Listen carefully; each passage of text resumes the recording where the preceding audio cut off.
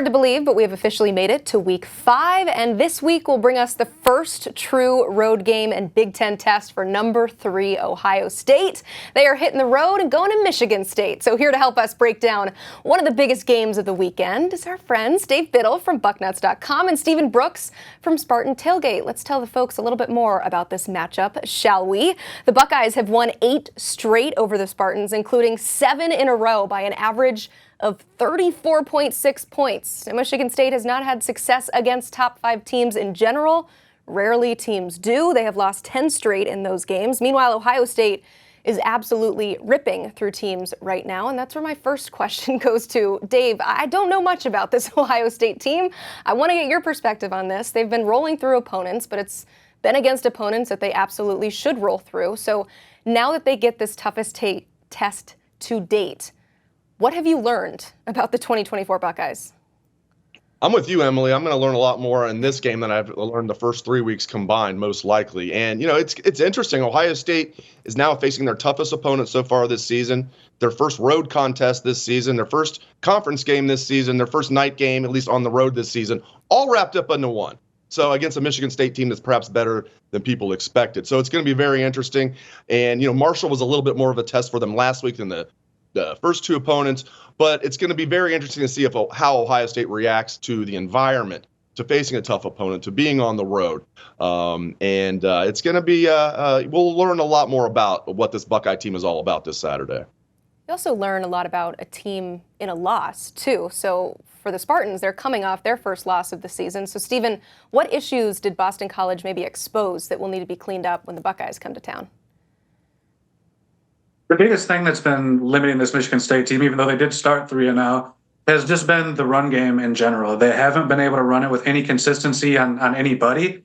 It's been kind of an all-encompassing problem. I mean, one play it's the offensive line, one play it's a tight end not getting a seal, one play it's a running back missing a hole. The quarterback, even Aiden Childs, has mixed up some audibles and stuff at the line of scrimmage. So when you look at what these guys did at Oregon State and what made them so effective offensively, it all started with the ground game and branching off play action and building a passing game on top of that. They haven't had really any semblance of consistency there. Now, they have executed a few really clean ones and broken off a couple big hitters, but play to play, down to down, there's just not much confidence or faith that they can, get those 3, 4, 5, 6 yard runs. It's been a lot of 1s, 2s, or negative yardage, and that's been a consistent problem so far, even in wins for Michigan State. Well, it is the most important position that you, of course, mentioned. So let's talk about quarterbacks. I want to hear from both of you on this. What will Will Howard for Ohio State and conversely Aiden Childs for Michigan State need to do in this game in particular to come out with a win? So, Dave, start us off with Howard. What does he need to do?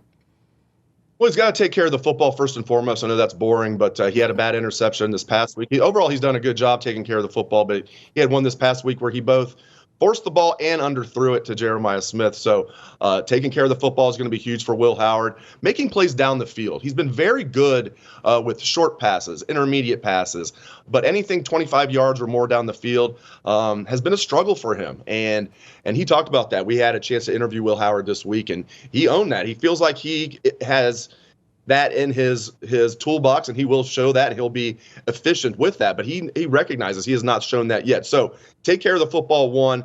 Make plays down the field, 2, is going to be huge for Will Howard. For Aiden Childs, it's some of the same things that Dave just said. It's ball security, number 1. The guy's thrown multiple interceptions in 3 of his first 4 career starts here. Really could have been 4 straight, but he kind of got one taken away by offsetting penalties against Prairie View A&M, or he would have had a turnover in every game. So the 3 at Boston College were killers.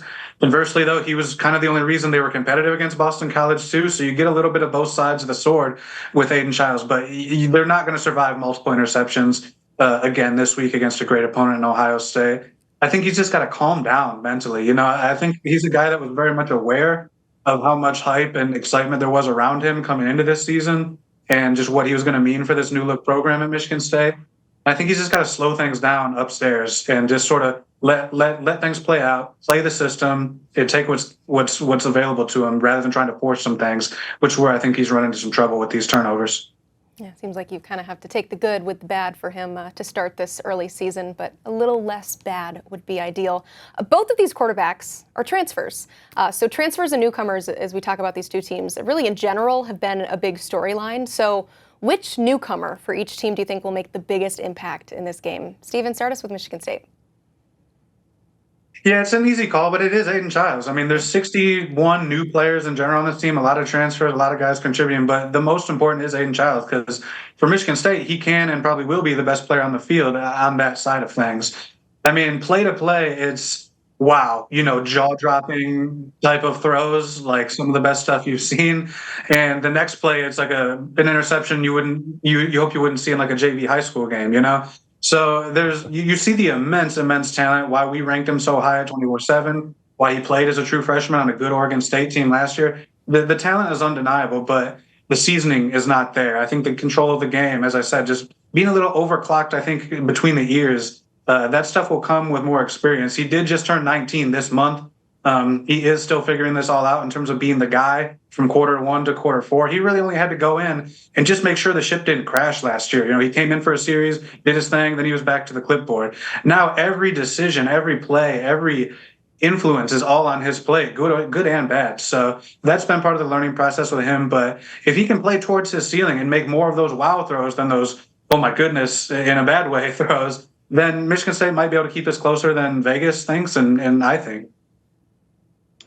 I'll go with Caleb Downs. I mean, it's really tough to pick between some of these guys, some of these newcomers for Ohio State. But I'll go with Caleb Downs. He was the #1 overall player in the transfer portal, regardless of position, according to 24/7 Sports this offseason. And he's played well first 3 games, but hasn't really had that breakout performance yet. So #2 for the Buckeyes, a sophomore.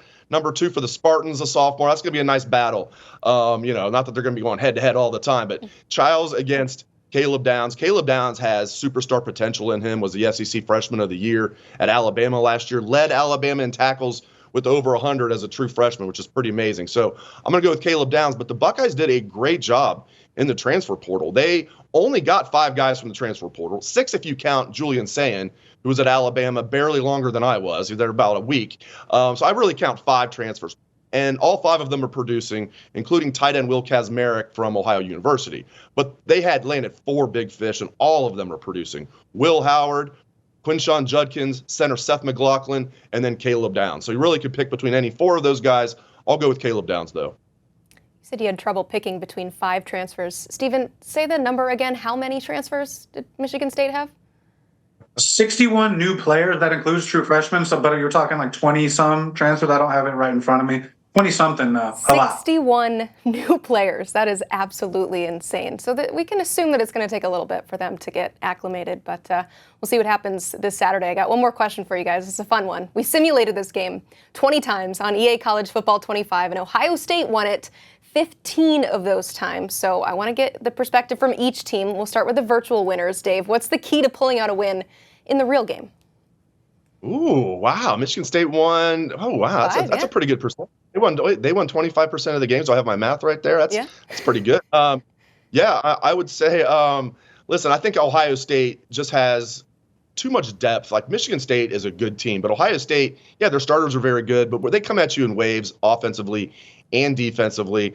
They just can't beat themselves in a game like this, as good as Michigan State is. If Ohio State goes up there and turns the ball over, this is going to be a tight game. If they go up there and play a clean football game, especially in year 1 of the Jonathan Smith era, I don't see this Michigan State team. He took over such a mess. I don't see them competing with this Ohio State team unless Ohio State beats itself. Yeah, I agree with a lot of that. I think for Michigan State, Aiden Childs has to play his best game, of course, probably turnover free. Maybe he can get away with 1. I highly doubt that. And he's, like I said, he's got to make a lot of those wow throws with a receiving core that may not be at full strength. They were down 2 starters last weekend at Boston College.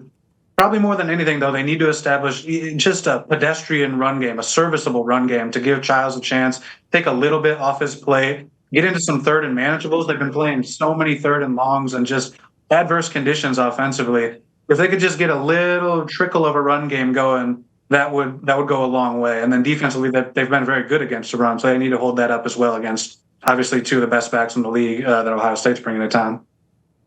I'm super excited about this game. Yeah, we love EA College football, giving some love to Michigan State. As we know, they love the home team. They do value that a lot in these simulations. But thank you both so much for the great analysis. We do appreciate it. You can keep it locked in to bucknuts.com for all things Ohio State football and Spartan Tailgate for everything you need to know about Michigan State. The writers you just heard from, their entire crews, though, they have you covered all season long.